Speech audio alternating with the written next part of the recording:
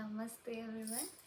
So today I'll be sharing about Yog Sadhana, like how to approach our Yog Sadhana. So first of all, I'll just clear a little about why I'm saying it Yog. Even if you're saying yoga, it's not a problem as such. But when we see it in Sanskrit texts like our Yog Darshan or potentially Yog Sutra, it's like Yog Darshan itself, same name. So they mention it as yog. So the whole idea of saying it as sadhana is that, interestingly, when it comes to yog, it is not an addictive kind of activity. So sadhana, generally we say for something which is helpful and constructive for us, both like when we talk about for our holistic well-being. At the same time, it requires regularity. So it's like a conscious, disciplined effort which we need to do on daily basis. So that's why the term discipline comes in it, and generally that's why we say it's sadhana. Otherwise, if we are just of course, if our aim through yoga sadhana are different, we can call it as an exercise also. Some people call it like that too, which is all right as long as like that process is helping us.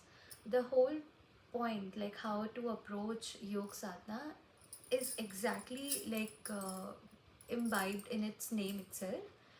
Approaching it like regularly, with discipline and with respect.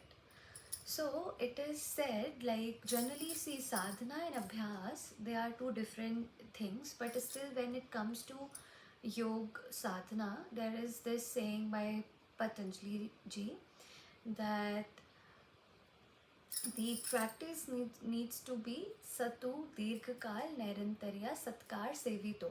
So that need to be like long term. Nairantarya, like Dirghakal, like long term. Nairantarya means continuously, like Nirantar hote rahe. And with Satkar, Satkar basically with respect. So if you're approaching your sadhana, like your abhyas, because it's a part, so abhyas, so sadhana is like a broader term, I feel like that. It can be like you can say, because every day you cannot like feel like okay, like it's like a umbrella term, like sadhana part. The abhyas part is when you show up for yourself on daily basis. So let's not get into like too much intricacies of the word, but the whole idea of how you should approach it, which is like long term, uninterrupted, and with respect. So here comes this world of conscious discipline effort, because of this, continuously approaching it like without any interruption. So most of the time, when we choose something which we feel is beneficial, or how to say is helpful for us, so we start it, and then after some time we are like okay, we are done with it. So I don't know what happened in that process, but I definitely can say that there is interruption, definitely. So it doesn't come under the aspect of sadhana or abhyas, any of it. So if you're saying you're like practicing something, so generally we say abhyas as practice in English.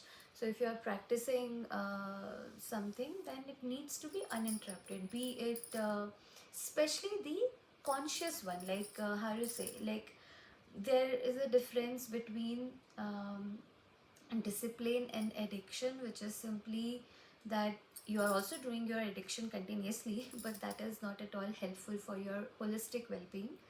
But something which is helpful for you, and it doesn't have the nature of addictiveness in general, because when it comes to even exercise per se, or anything which is like helpful, healthy eating, or walking daily, so it doesn't come very natural to us. Only when we do it for a long term, uninterrupted, with respect, not only to the process, but that okay, respecting yourself every day, showing up for that particular practice, particular abhyas or sadhana, then it becomes the part of you.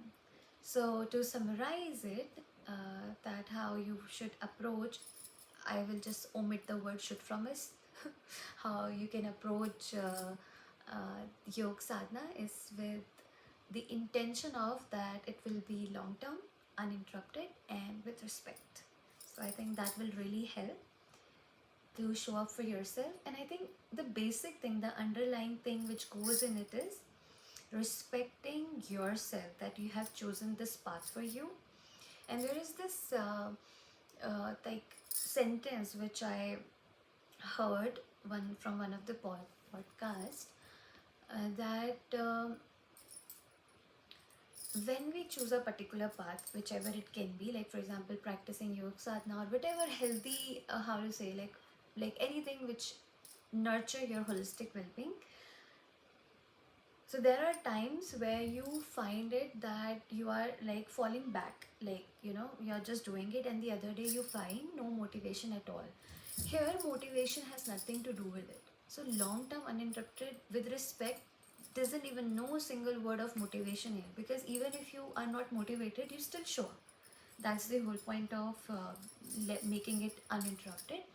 So if you're choosing something and there will be like some like family, relatives, or anyone, friends who may doubt that process for you.